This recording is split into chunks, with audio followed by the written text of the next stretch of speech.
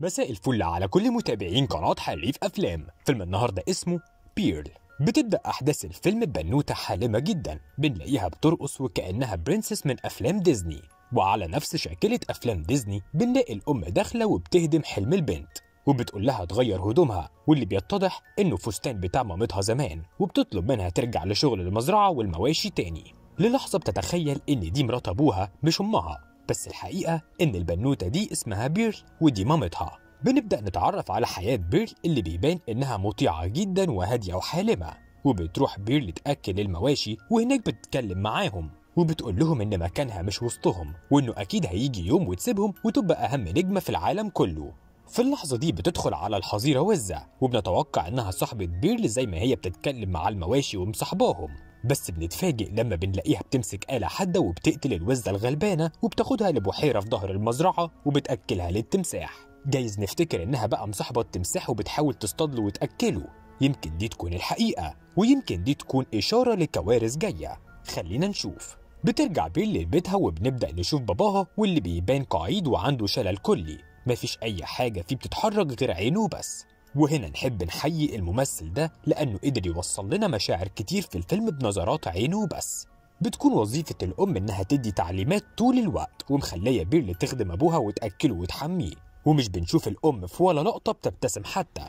كمان بنعرف إن أحداث الفيلم بتدور سنة 1918 وقت بداية الإنفلونزا الأسبانية، وكمان وقت الحرب العالمية الأولى.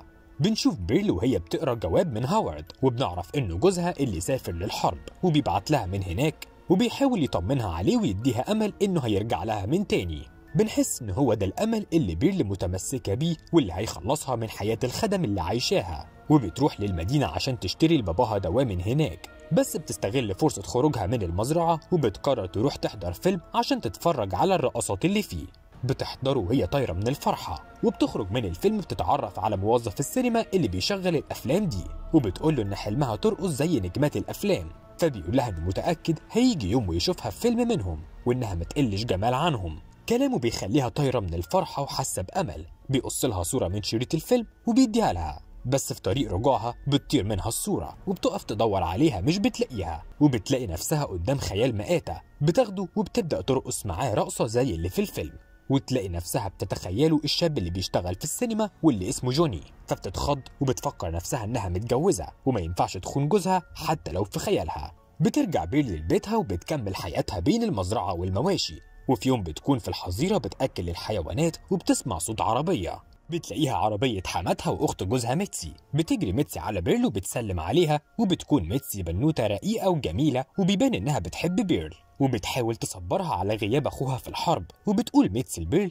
إن في مسابقة رقص هتتعمل في الكنيسة وإنها هتروح تشترك. طبعا بيرل بتحس إن دي فرصتها وبتقول لها هي كمان هتيجي معاها، وبيتفقوا يعملوا ده في السر من ورا أهاليهم. وفي الناحية التانية بنشوف حماة بيرل وهي بتقدم أكل لأم بيرل، لكن أمها بترفض وبتقول لها مش بنقبل صدقات، وحماة بيرل بتفهمها إن دي مساعدة عادية، وفعلا بتاخد أم بيرل الأكل لكنها بتحطه قدام البيت ومش بتدخله. بيرل بتحس إن الدنيا بدأت تضحك لها وفرصة عمرها بتقرب منها، بتروح تتسحب لأوضة مامتها وتاخد فستان تلبسه، وبالليل بتهرب من المزرعة وبتروح لجوني وبتقول إن كلامه أثر فيها وقررت تجري ورا حلمها وإن في مسابقة هتشترك فيها، فبيشجعها جوني وبيقول لها بالمناسبة دي هيفرجها على فيلم ما اتعرضش ومحدش شافه، وبيطلع فيلم سيكو سيكو. بتتصدم بيرل لما بتشوف ان الحاجات دي موجودة وبتتصور، فبيقول لها جوني ان ده هيبقى متاح في السنين الجاية وهيكون صناعة كاملة. بتشكره بيرل انه شجعها وسمعها، وبتحس انه الوحيد اللي حسسها انها بني ادمة، وبتمشي وبترجع المزرعة، وهناك بتبقى على السفرة مع مامتها وباباها بنفس الروتين بتاع كل يوم، بس بتتفاجئ ان مامتها ماسكة بوستر الفيلم اللي دخلته بيرل، وبتكتشف ان بيرل بتضيع فلوسهم على السينما، فبتهزقها مامتها وبتقول لها إنها شايلة كتير جواها ومستحملة ظروف صعبة، وبتقوم بدور الأم مع جوزها بدل ما تحس إن ده جوزها اللي شايلها، بقت هي اللي شايلاه ومستحملة ظروفه، وإن من وقت الحرب والوباء وظروفهم وحشة، ولولا إنهم معتمدين على أكلهم من مزرعتهم ما كانوش هيلاقوا ياكلوا، وإن بيرل لازم تكون مسؤولة أكتر من كده. بيرل بتقول لمامتها إنها شايفة نفسها فنانة ونفسها تلاقي الفرصة الحقيقية وتنطلق لعالم النجومية، والفرصة دي بكرة ممكن تاخدها لما تشترك في المسابقة، لكن مامتها بتقول لها مفيش مسابقات وهتتعاقب وهتقعد في أوضة البدروم وتتحبس. بيرل بتتحدى مامتها وبتقول لها انها هتروح ايا كان الثمن، وانها محتاجه تخوض التجربه علشان ما تندمش، على الاقل التجربه دي هتحسسها فعلا اذا هي موهوبه او لا. وبتقول لها انها لو اترفضت هترجع المزرعه وعمرها ما هتفتح الموضوع ده تاني. بتحس امها ان بيرل انانيه وعاوزه تتخلص من حياتها مع ابوها وامها، فبتقوم تمسك ابوها وبتقول لها انت عايزه ايه؟ عاوزه يموت عشان ترتاحي منه وبعدها انا اموت وترتاحي مننا احنا الاتنين؟ بتأمر الام بيرل بصرامه تنسى الرقص والهبل ده وتعيش عيشه اهلها، بس بيرل بترفض فمامتها بتضربها بالقلم، وهنا بيرل بتخرج عن شعورها وبتضرب مامتها نفس القلم، ويبدأ ما بينهم مشادة جسدية وكلامية بتنفجر فيها بيرل وبتطلع كل الكبت اللي جواها، وتفضل تزق في مامتها لحد ما توصل للدفاية والنار تمسك فيها. أول ما النار بتمسك فيها بتجري بيرل تجيب حلة مية وبتطفي مامتها، وبيكون الأب قاعد مصدوم وطبعا عاجز عن أي كلمة أو حركة. بس بعد ما بتطفي مامتها واللي بتكون اتشوهت بس لسه فيها الروح، بتسحبها بيرل وبترميها في البدروم وبتقفل عليها، وبعدها بتجري تروح لجوني وبتعمل معاه علاقة. بتصحى بيرل تاني يوم مخضوضة وبتلبس هدومها بسرعة، بنفتكرها فقت للمصيبة اللي عملتها بس بتطلع مخضوضة علشان ميعاد اختبار الرقص. بيقول لها جوني انه هيوصلها لبيتها عشان تتدرب هناك قبل ميعاد الاختبار، وفعلا بيروح معاها. وهناك لما بتوصل بتطلب منه يستناها شوية بره البيت، وبتدخل لباباها بتلاقيه قاعد مكانه من ساعتها والدنيا مكركبة حواليه نتيجة خناقة امبارح. بتعتذر له بيرل وبتوعده انها هتنضف بس كمان شوية، وبتسحبه لبره المطبخ وبتدخل جوني تعرفه على باباها، وبيتصدم جوني بحالة باباها وبيلاقيها بتطلب منه يدخل معاها الأوضة قدام باباها عادي بمنتهى البجاحة، وفي أوضتها بتحاول تعمل معاه علاقة تاني بس جوني بيرفض، وبيقول لها لازم نراعي وجود الأب حتى لو كان عاجز. بتستغرب بيرل من رد فعله وبتسأله بطريقة هستيرية هي إيه اللي عملته غلط عشان يقرر يمشي. بيبدأ يحس إنها لاسعة وبيقول لها مفيش حاجة غلط، فبتطلب منه تاخده الحظيرة تفرجه عن حياتها. فعلا بيروح معاها بس بيسمع صوت في البدروم، ولما بيسألها عليه بتقول ان ده كلب مربيينه وما سمعش الكلام فحبسته. وبيروح معاها الحظيرة وبتعرفه على الحيوانات وبتتكلم بكل حماس وطاقة، ولما بيسألها عن اسم الكلب بتقول ان ما عندهاش كلب. ساعتها بيحس جوني ان في حاجة غلط وان بيرل مش متزنة، فبيقول لها انها قالت له انها مربية كلب. بتسكت شوية فبيقول لها انه لازم يمشي، وبتحس ان جوني بيتخلى عنها بعد ما كان الوحيد اللي بيحسسها بكيانها. بتنفعل عليه وبيقول لها ان تصرفاتها مخوفاه وبيسيبها ويمشي. بس على مين؟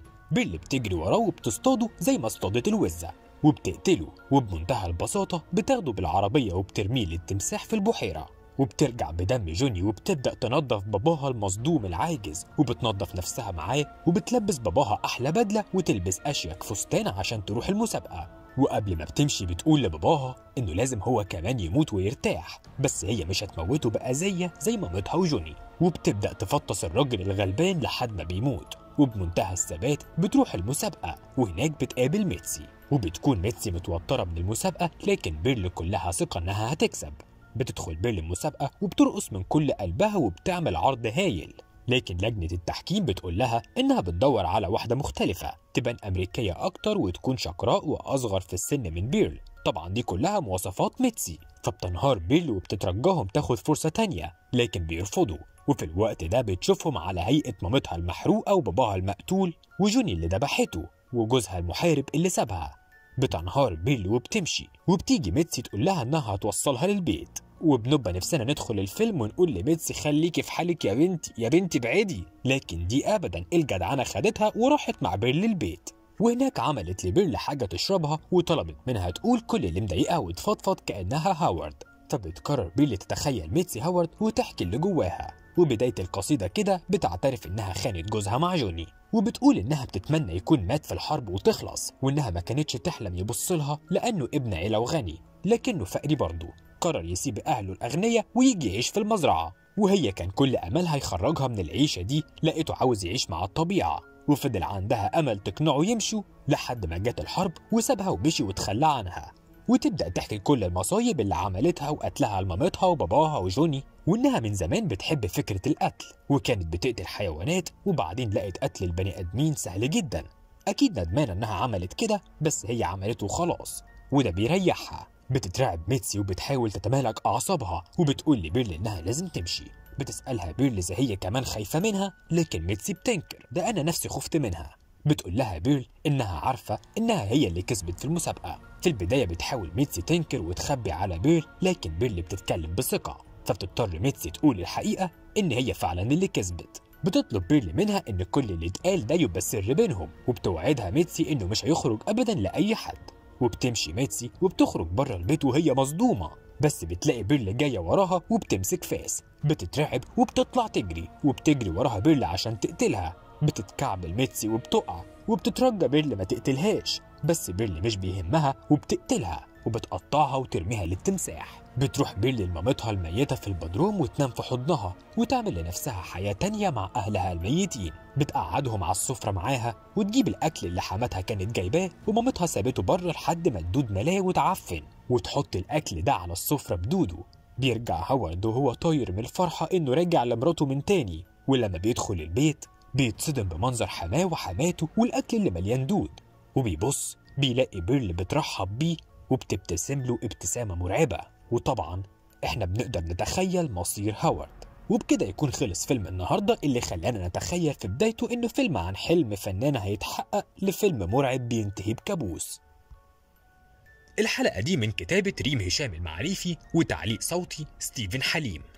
وبكده يكون الفيلم خلص. لو عجبك الفيديو ما تنساش تدوس لايك وتشترك في القناة وتفعل جرس الصفحة عشان يوصلك كل فيديوهاتنا الجديدة.